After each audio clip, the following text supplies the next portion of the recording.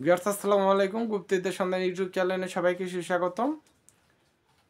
তো শিষ্যদের জন্য সুখবর এবং আনন্দের খবর এটা হলো, আমি 1,00,000 জিন যারা সাংঘাতিক শক্তিশালী এদেরকে আমি বলে দিয়েছি যে আমার যারা শিষ্য আছে, এই শিষ্যরা যারা আমাকে ভক্তি শ্রদ্ধা করে, যারা আমাকে হাদিয়া পাঠায়নি তারপরও যারা আমাকে ভক্তি শ্রদ্ধা করে, যারা আমাকে পছন্দ করে, তারা যখনই বিপদে পড়বে তোমরা তাদেরকে গিয়ে বাঁচাবে।